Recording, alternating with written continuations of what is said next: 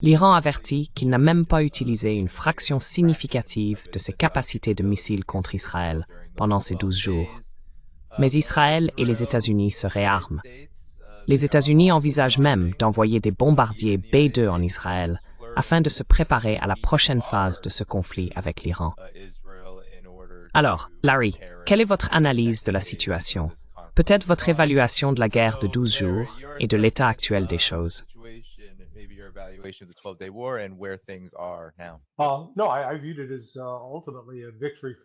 Non, je considère cela comme une victoire pour l'Iran, car ils ont survécu à la tentative de décapitation. Vous savez, toute cette histoire d'enrichissement d'uranium et la prétendue quête de l'Iran pour une arme nucléaire, tout cela n'est qu'une distraction. C'est un leurre. Je pense que cela a bien plus à voir avec l'élimination de la République islamique et son remplacement par un régime qui serait docile, obéissant à l'Occident. Surtout parce que l'Iran occupe une position géographique et économique tellement stratégique, et qu'il fait désormais partie des BRICS. Qu'honnêtement, il est un membre bien plus important des BRICS que le Brésil ou l'Afrique du Sud, qui en étaient pourtant membres fondateurs. Et je pense même qu'on pourrait soutenir qu'il est plus important que l'Inde en raison des ressources en gaz naturel, en pétrole, de l'Iran et de sa localisation. Mais il est clair qu'Israël a encaissé des coups en ce qui concerne les missiles.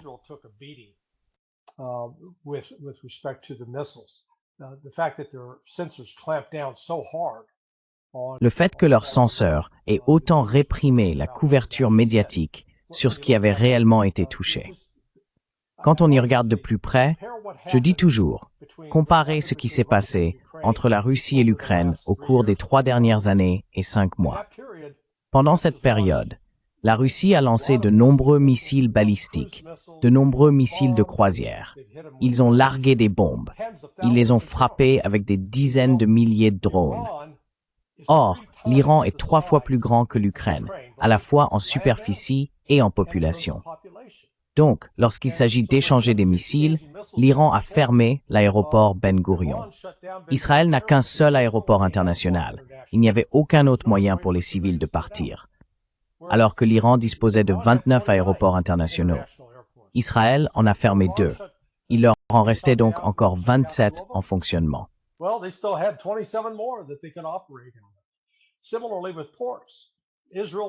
De même pour les ports. Israël ne disposait que des 2 ports d'Ashdod et de Haïfa. Ceux-ci ont été endommagés et ont cessé de fonctionner pendant la guerre parce que les compagnies d'assurance n'autorisaient plus les navires à y entrer. Du coup, Israël s'est soudainement retrouvé coupé des lignes d'approvisionnement aériennes et des routes d'approvisionnement maritimes. Ensuite, les raffineries, 2 raffineries endommagées. Elles étaient toutes 2 à Haïfa et Ashdod. Donc, d'un point de vue purement économique, Israël subissait des pertes bien plus lourdes que l'Iran. Je ne dis pas que l'Iran n'a pas subi de dégâts, mais l'Iran aurait clairement pu continuer. Et il s'agissait d'une sortie arrangée. Les États-Unis, vous savez, j'ignore les détails de qui a approché qui et quels accords ont été conclus. Mais vous savez, les États-Unis ont pu lancer leur attaque spectacle sur les 3 installations de traitement nucléaire.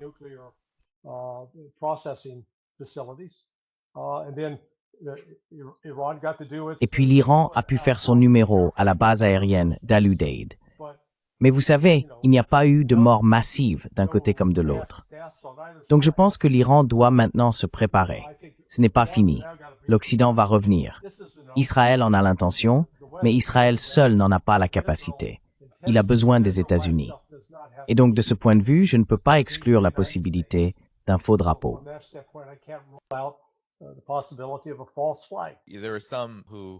Il y a certaines personnes qui ont été déçues que l'Iran ait décidé d'accepter un cessez-le-feu. Mais quelle est votre évaluation de la situation à ce stade? Eh bien, vous savez, je pense que l'Iran est dans une position difficile. Et je pense que le dirigeant de n'importe quel pays est responsable de son peuple. On ne sait jamais quelle direction peut prendre une guerre. L'Iran faisait face à 2 puissances nucléaires. Et donc je pense que, lorsque l'occasion s'est présentée pour l'Iran de cesser les hostilités, il a saisi cette opportunité. Je pense que c'était sage. C'est facile, quand on est assis ici sur la touche, de dire que quelqu'un d'autre, confronté à une attaque nucléaire potentielle, devrait continuer. Mais je pense qu'ils ont fait le choix le plus sage, je le pense vraiment. Et voici l'autre point important.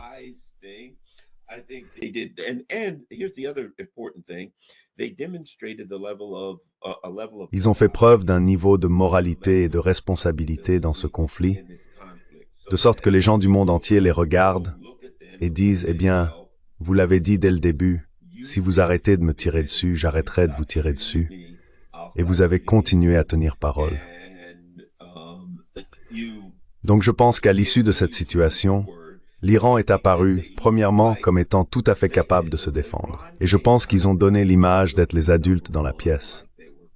Je crois que ça a été crucial pour l'Iran en ce qui concerne la manière dont ils traitent avec leurs alliés et la façon dont le reste du monde perçoit l'Iran.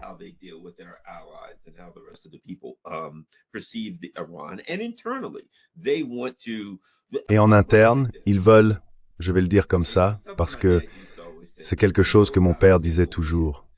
Il faut savoir accepter une victoire. Quand ils se sont arrêtés, ils avaient infligé de la douleur, une douleur significative, aux parties les plus fondamentales d'Israël. Leur recherche et développement, leur complexe militaro-industriel, leur capacité militaire, leurs bases, leur économie et leur technologie.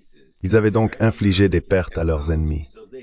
Les États-Unis ont dû intervenir et faire semblant de bombarder pour pouvoir se retirer. Partout dans le monde, les gens disaient « Waouh, vous avez vraiment réussi à mettre une sacrée raclée à Israël. »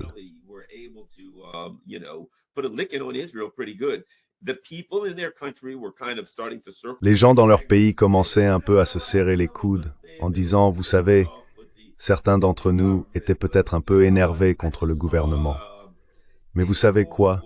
Je viens de voir un sondage où maintenant 67% des Iraniens disent qu'ils sont fiers des capacités de l'Iran en matière de missiles et de drones. Donc à ce moment-là, ils avaient remporté une victoire. C'était intelligent. Ils ont saisi cette victoire. Ajoutez à cela qu'ils savaient à ce moment-là, comme disent les Chinois, qu'ils ont une très longue lance, mais un petit bouclier, n'est-ce pas? Ils savaient qu'ils pouvaient infliger des dégâts, mais qu'il y avait des failles dans leur système de défense aérienne.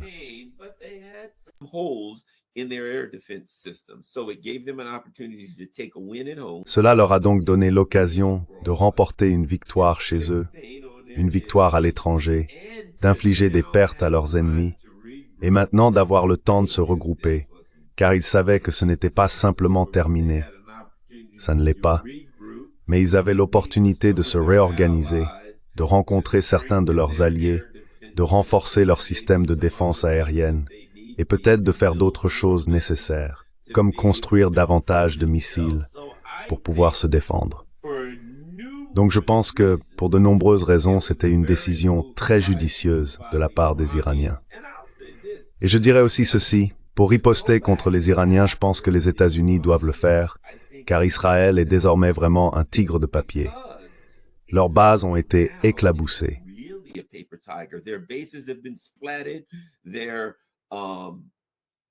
Leur capacité à raffiner du carburant, du kérosène et tout ce dont ils ont besoin est extrêmement entravée. Ils ont subi tellement de dégâts en ce moment. Leur capacité à fabriquer des missiles et des composants nécessaires à certains de leurs systèmes, le Rafale, leur grand système et les systèmes Elbit, les deux ont été touchés. Donc, je pense qu'ils ont réussi à paralyser Israël, au point qu'il faudra presque que les États-Unis interviennent et attaquent, parce qu'Israël ne le pourrait pas. Je veux dire, si Israël commençait, dans 10 jours de plus, eh bien, ils ont tenu 12 jours, et ils ont été anéantis. Encore 12 jours. Et c'est fini pour Israël, si ce n'est pas déjà le cas. Je pense qu'ils ont été avisés, et je pense qu'ils se sont vraiment très bien défendus dans ce conflit.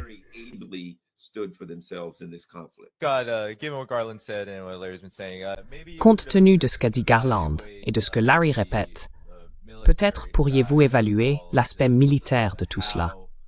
Comment cela s'est déroulé et comment cela a fini par prendre la tournure que l'on connaît. Parce que, même très tôt dans les échanges, l'opération Vraie Promesse 3, et bien sûr les frappes israéliennes, il y avait des rapports selon lesquels Israël manquait de défense aérienne, puis il y a eu le cessez-le-feu après le 12e jour. Donc, quelle est votre analyse de ce qui s'est passé là-bas?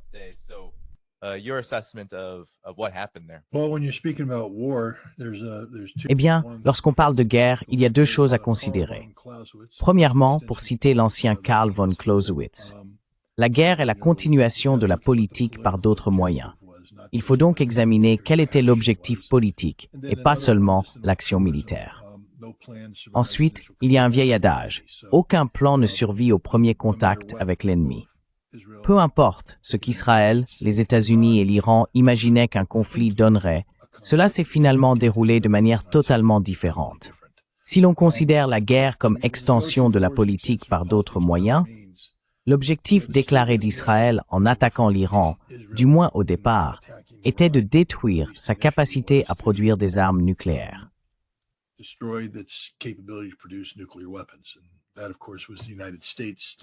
Et cela, bien sûr, était l'objectif déclaré des États-Unis. Mais Israël a depuis reconnu qu'il y avait un aspect de changement de régime dans cette opération. En effet, leur attaque surprise, lancée dans la nuit du 12 juillet, visait la haute direction, en particulier la direction conservatrice d'Iran, y compris Ali Khamenei, le guide suprême.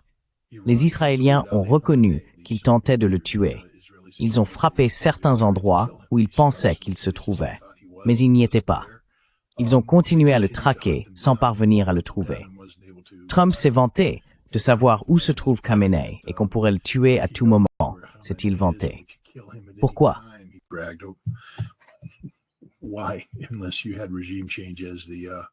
À moins que le changement de régime n'ait été l'objectif visé. Et ils ont échoué. Donc cet objectif a échoué. D'un point de vue militaire, si le véritable objectif des Israéliens était de faire s'effondrer le régime, ce qui semble être le cas, il suffit de regarder leurs frappes de décapitation. Et je tiens à rappeler aux gens que c'est une façon euphémique de dire meurtre, car il s'agissait d'une attaque surprise lâche. Et j'insiste sur le terme lâche. C'est de la perfidie, la définition même de la perfidie. Les États-Unis étaient engagés dans des négociations avec l'Iran, des négociations de bonne foi de la part de l'Iran, qui auraient permis de traiter l'ensemble des préoccupations d'Israël et de l'Amérique concernant les armes nucléaires. Un traité, plus une fatwa, mais un traité.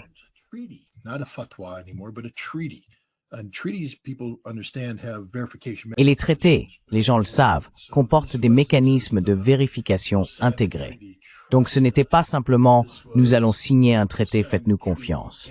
C'était plutôt « nous allons signer un traité et vous aurez des mécanismes de vérification en place pour garantir que ce traité est exact et respecté ». L'Iran était prêt à faire cela, y compris apparemment à autoriser la présence d'inspecteurs américains sur le terrain en Iran. C'est très important, très important. Ils avaient été interdits, les inspecteurs américains n'étaient pas autorisés à faire partie de l'AIA. Et maintenant l'Iran dit, nous comprenons qu'il est nécessaire de le faire. Élimination de l'uranium enrichi à 60%, réduction des capacités d'enrichissement en cascade excédentaire.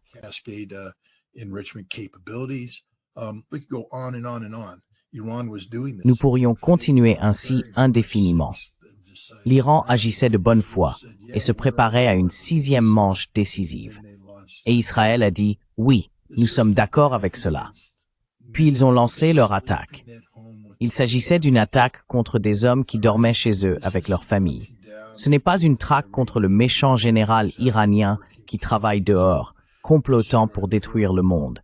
C'est un homme chez lui avec sa famille, en train de dormir lorsque les Israéliens ont frappé, tuant non seulement plusieurs de ses officiers, mais aussi leur famille.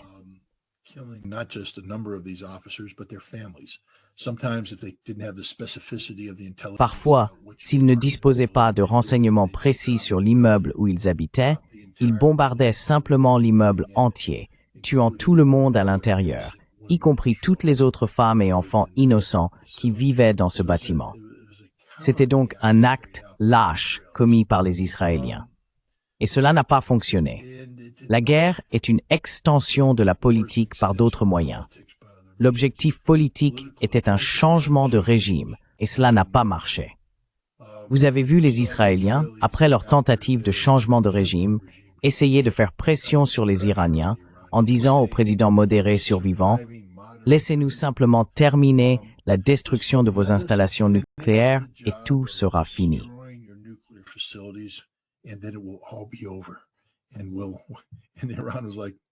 Et l'Iran a répondu « Non, cela n'arrivera pas. » Et ils ont riposté. Pour les Iraniens, ils avaient un plan en place.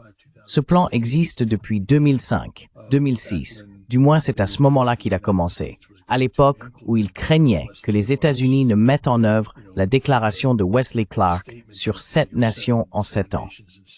L'Iran était la 7e nation sur cette liste. Et du point de vue iranien, il semblait que les États-Unis allaient passer à l'action. Si l'on se souvient, au mois de mars 2006, pendant la célébration de, je crois que c'est Nowruz, la fête, l'Iran a mis le pays à l'arrêt et s'est mis en posture de guerre. Mais l'attaque n'a pas eu lieu.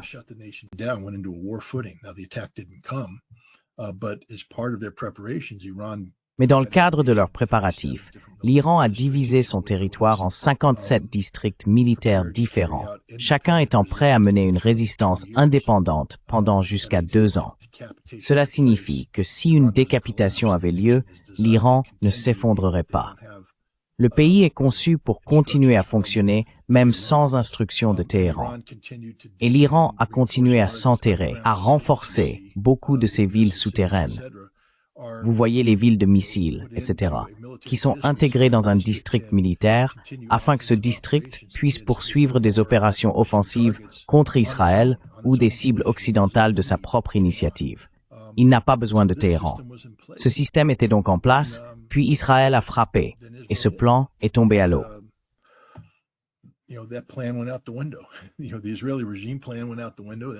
Vous savez, le plan du régime israélien est tombé à l'eau. Il n'a pas survécu. La résistance iranienne, avec des frappes massives de missiles visant à anéantir totalement Israël, cela ne s'est pas produit. L'Iran a été durement touché. Ils ont perdu leur défense aérienne. On ne sait pas combien de leurs missiles ont été détruits, mais on sait que les Israéliens visaient des dépôts de missiles.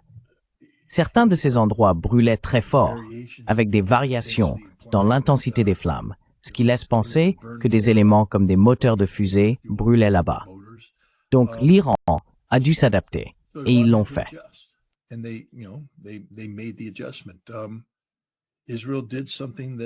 Israël a fait quelque chose que personne n'aurait pu prévoir. Enfin, personne, je ne vais pas m'attribuer tout le mérite, mais je me souviens, je parlais avec le professeur Mirandi juste après l'assassinat de Haniyeh. C'était peut-être dans ton émission, Denis. Et j'ai dit, vous savez, ils viennent d'utiliser un drone pour assassiner un haut responsable du Hamas à Téhéran le jour de l'investiture. Cela signifie qu'ils peuvent tuer qui ils veulent, quand ils veulent. Tu comprends? Et je lui ai dit franchement que l'attaque qui aura lieu contre l'Iran sera une frappe de décapitation. Elle commencera par une frappe de décapitation. Et Israël vient de vous montrer comment ils vont s'y prendre avec ces drones. Il m'a répondu, « Ah, ne t'inquiète pas, on gère tout ça. » Eh bien, vous ne l'aviez pas sous contrôle.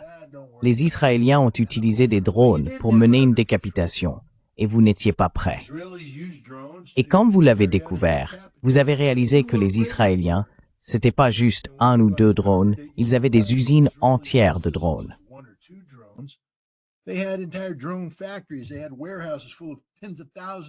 Ils disposaient d'entrepôts remplis de dizaines de milliers de drones partout dans le pays, et ils les ont utilisés très efficacement pour démanteler le système de défense aérienne iranien. L'Iran se retrouve donc confronté à une situation où il tente de mener une campagne basée sur des missiles balistiques contre Israël. Mais il doit faire face au fait que les avions et drones israéliens sont capables de pénétrer en Iran et de commencer à traquer ces missiles. Cela modifie également la stratégie et les tactiques. Enfin, la dernière chose que les Israéliens ont réussi à faire, c'est de pouvoir voler depuis la Syrie vers le nord de l'Irak, remonter vers l'Azerbaïdjan, puis attaquer Téhéran en arrivant par la mer Caspienne.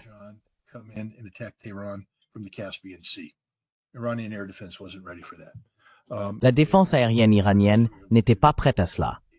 Et les Israéliens ont pu infliger des dégâts extrêmes à l'Iran en les frappant très durement. Donc du point de vue iranien, oui, ils frappent les Israéliens. Ils se sont ressaisis. Ils ont réussi à lancer la campagne, ils recueillent des renseignements, ils frappent les cibles qu'il faut toucher, et Israël subit des pertes. Mais l'Iran en subit aussi. Et les Israéliens avaient quelques astuces. Ils ont pénétré dans l'installation de communication sécurisée iranienne et ont réussi à attirer des responsables iraniens dans des lieux connus avant de les frapper avec une bombe, tuant ou blessant ainsi plusieurs officiers. Du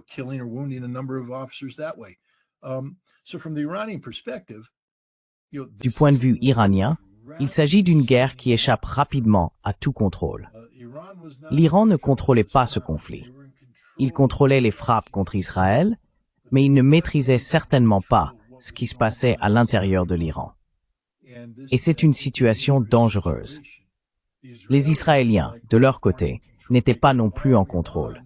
Ils pouvaient bombarder l'Iran, mais ils se faisaient pilonner. Ils n'étaient pas en contrôle. Les deux camps étaient comme des boxeurs groggy, désespérés que le combat soit arrêté. Et le combat a été arrêté. Alors, où en sommes-nous maintenant? Je pense que l'Iran a l'avantage, d'abord parce qu'il conserve la capacité de frapper Israël.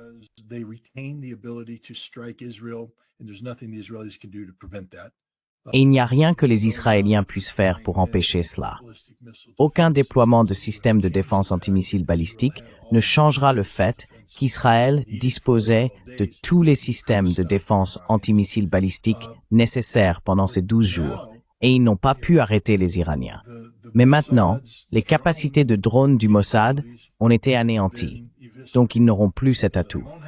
Vont-ils sortir autre chose de leur chapeau? Je ne sais pas. Il leur a fallu 10 ans pour mettre en place cette capacité. Ils ont perdu une capacité énorme. C'était censé être le coup de grâce, et cela a échoué. Le détour par l'Azerbaïdjan, cela ne fonctionnera plus. L'Iran s'est tourné vers la Chine, et si les informations sont exactes, ils vont recevoir 40 chasseurs J-10.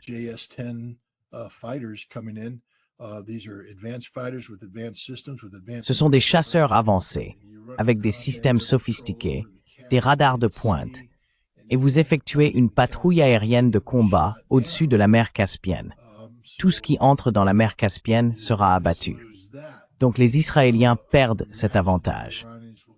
J'imagine que les Iraniens remettront leur système de défense aérienne en service s'ils sont intelligents. Et je crois qu'ils font partie des peuples les plus intelligents au monde. Vous savez, le premier jour, quand ils se réveillent et se disent « mince, les Israéliens détruisent tous nos radars », au lieu de s'entêter et de tout déployer, je pense qu'ils ont choisi de tout retirer, de préserver autant que possible, jusqu'à ce qu'ils comprennent ce qui se passe, parce que tout explose autour d'eux. Donc, je pense que l'Iran va réévaluer ce qu'il faut faire. Vous n'aurez plus ce coup de grâce.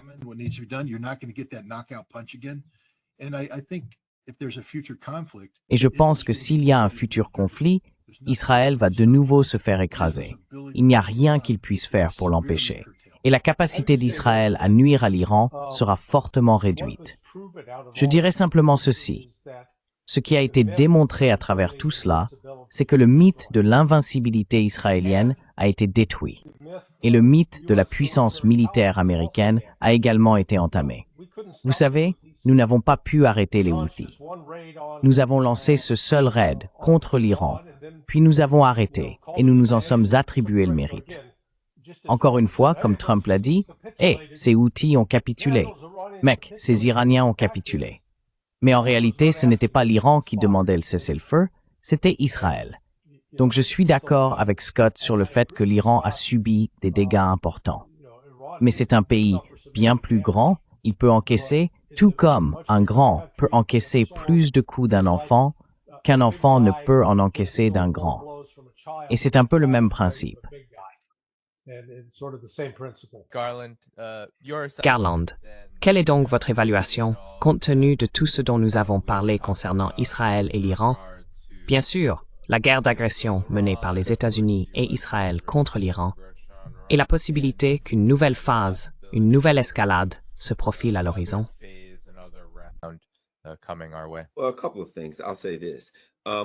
Eh bien, plusieurs choses. Je vais dire ceci. Nous savons que beaucoup de pays, la Russie par exemple, ne veulent pas que l'Iran possède l'arme nucléaire. Et avec beaucoup de pays, en particulier la Russie, qui je pense est, vous savez, un allié de l'Iran, la question n'est pas de savoir si l'Iran a le droit de l'avoir, ce qui, d'accord, pourquoi pas. Et s'ils ont été attaqués ou non, d'accord, c'est un argument recevable. Le problème que la Russie a, et que beaucoup de gens partagent, c'est celui-ci. Pour la sécurité globale du monde, si l'Iran en obtient une, alors l'Arabie Saoudite qui en a les moyens va dire nous devons en avoir une aussi. Bien sûr, la Turquie devra aussi en avoir une. Et ce que vous allez avoir, c'est un Moyen-Orient vraiment fortement doté en armes nucléaires, ce qui est un problème. Je sais, oui, Israël en possède une.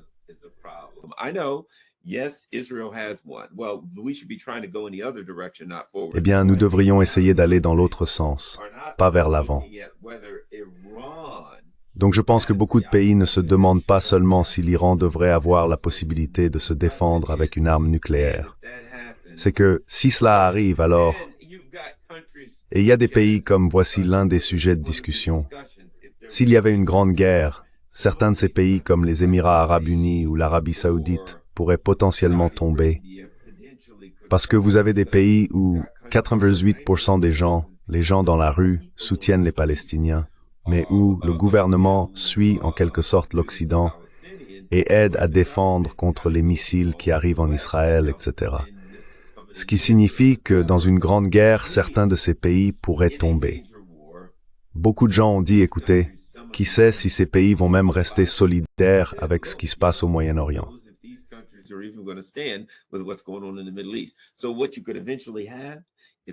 Ce que vous pourriez finir par avoir, ce sont des pays comme l'Arabie saoudite et les Émirats arabes unis, dotés de missiles et de gouvernements totalement instables, peut-être de type ISIS, qui sait. Et maintenant, ils obtiennent des missiles. Vous ne voulez tout simplement pas que ces choses arrivent. Donc, indépendamment du droit de l'Iran à se défendre, il y a beaucoup d'autres facteurs que des pays comme la Russie et d'autres grandes puissances prennent en compte.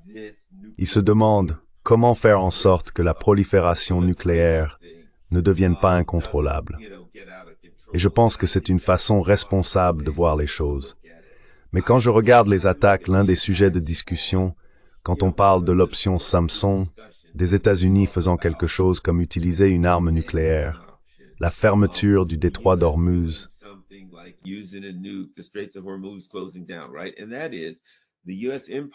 Exactement. Et c'est ça, l'Empire américain. La question devient, est-ce que l'Empire américain avalerait une pilule empoisonnée, une pilule suicidaire? Oui. Dans beaucoup de ces cas, il y a des choses qui pourraient arriver et qui anéantiraient, pour reprendre l'un des mots préférés de Trump, toute l'économie du monde occidental. Et à ce moment-là, on n'est plus vraiment un empire. Je ne sais pas ce qu'on est, mais je dis toujours ceci. La plus grande peur des élites dirigeantes, c'est toujours le soulèvement interne, une révolution, que le peuple devienne tellement fou qu'il commence à tout détruire et à tout brûler. Quoi qu'il en soit, les États-Unis, aussi choyés que soient les Américains, ils sont en colère en ce moment parce que les choses ne vont pas très bien économiquement.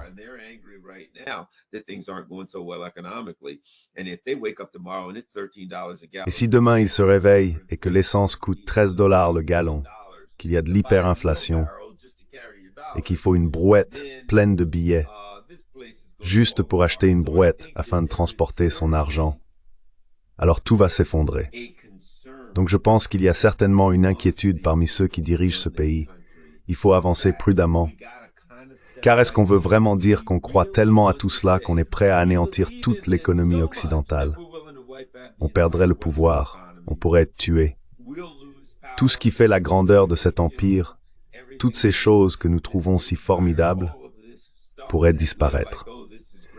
Donc je me pose toujours la question de savoir si les États-Unis feront vraiment quelque chose d'aussi suicidaire. Certains disent qu'on va balancer une bombe nucléaire sur un tel, ou attaquer la Russie ou autre. Je pense que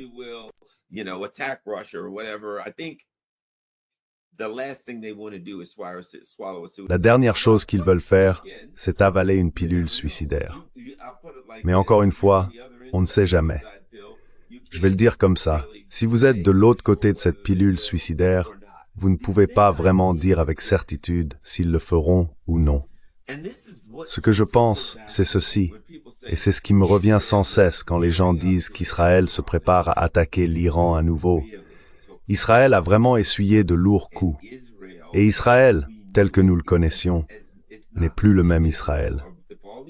Si toutes vos bases ont été durement touchées, si vos raffineries ont été gravement endommagées, si les infrastructures qui produisent vos missiles, vos chars et tout le reste sont anéantis et que vous essayez de les reconstruire en 12 jours, allez-vous revenir en disant « Cette fois, il va falloir qu'on les attaque.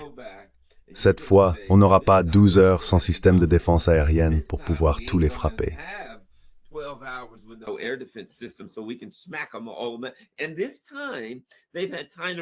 Et cette fois, ils ont eu le temps de se préparer à certaines de nos tactiques et à certaines des choses que nous faisons. Donc, nous allons y aller maintenant et nous allons les affronter directement. Nous n'aurons pas le même succès et nous savons qu'ils vont nous attaquer dès le premier jour, peut-être même plus violemment. Donc si après 12 jours nous commençons un peu à céder, littéralement, l'Iran est 68 fois plus grand qu'Israël. Israël ne peut pas mener une guerre d'usure contre quelqu'un 68 fois plus grand que lui.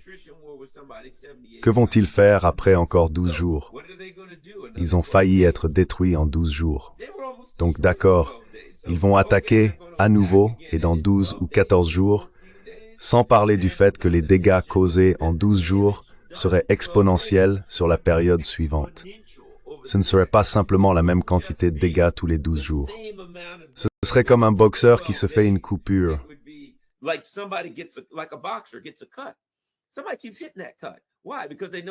Quelqu'un continue de toucher à cette blessure. Pourquoi?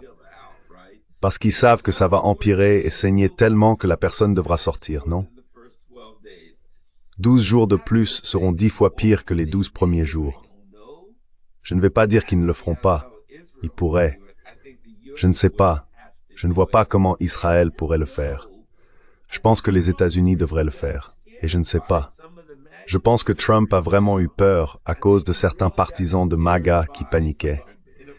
Je pense qu'il a vraiment eu peur du risque de fermeture du détroit d'Ormuz. Beaucoup de gens le souhaitent. Est-ce que Trump prendra la décision de reprendre une part du gâteau? Je ne suis pas sûr qu'il le fera, ou que la personne qui prend la décision le fera. Je ne suis pas sûr qu'ils voudront revenir sur cette voie. Peut-être qu'ils le feront. Je ne sais pas. Je ne suis pas totalement sûr qu'ils le feront.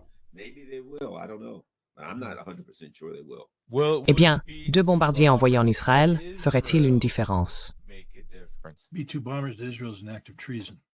Envoyer des bombardiers B-2 à Israël est un acte de trahison.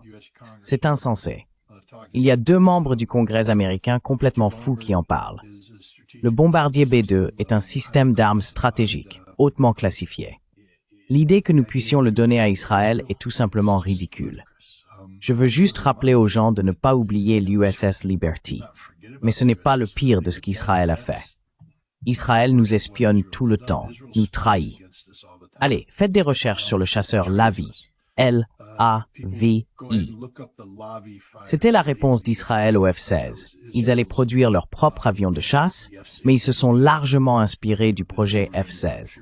Nous leur avons fourni cette technologie à condition qu'elle reste en Israël.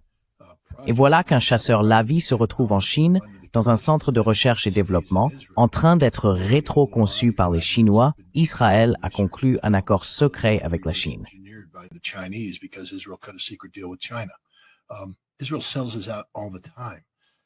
Israël nous trahit tout le temps.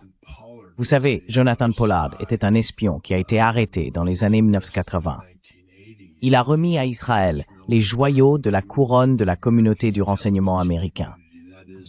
C'est-à-dire un livre qui contenait toutes les fréquences que nous interceptâmes, les codes que nous avions déchiffrés, ceux que nous n'avions pas pu déchiffrer, le temps qu'il avait fallu pour les casser, etc. Tout ce qu'un ennemi aurait besoin de savoir pour se protéger de notre renseignement d'origine électromagnétique. Il a donné ce livre aux Israéliens. Ensuite, les Israéliens l'ont vendu aux Russes en échange de conditions favorables d'immigration. Les Israéliens trahissent l'Amérique en permanence. La CIA et le FBI ont longtemps affirmé, et ce sont des rapports qui sont étouffés, que la principale menace d'espionnage à laquelle les États-Unis font face aujourd'hui est le gouvernement israélien.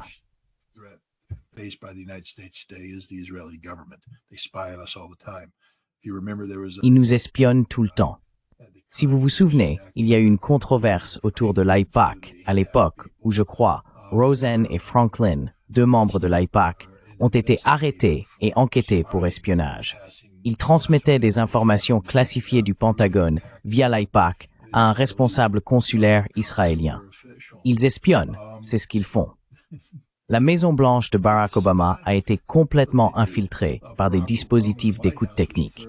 Autour de la Maison-Blanche, il y a des dispositifs d'écoute technique partout, installés par Israël, visant à collecter des informations sur le président des États-Unis, sur l'autorité de prise de décision du commandement national. Israël est notre ennemi. Ce ne sont pas nos amis. Et vous voulez leur donner des bombardiers B-2? Vous êtes fous?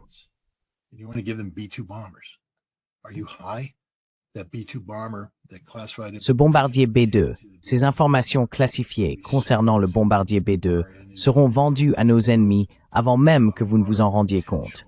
Ou à nos ennemis potentiels, nos adversaires potentiels, les personnes contre lesquelles nous construisions ce bombardier.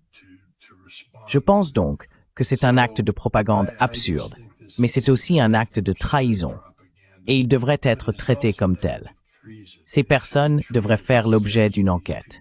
Pourquoi essayez-vous de donner certaines des technologies les plus hautement classifiées de l'arsenal des États-Unis à Israël, sachant qu'Israël a déjà vendu ces informations pour servir ses propres intérêts? Israël n'agit pas dans l'intérêt des États-Unis. Israël n'agit que dans l'intérêt de...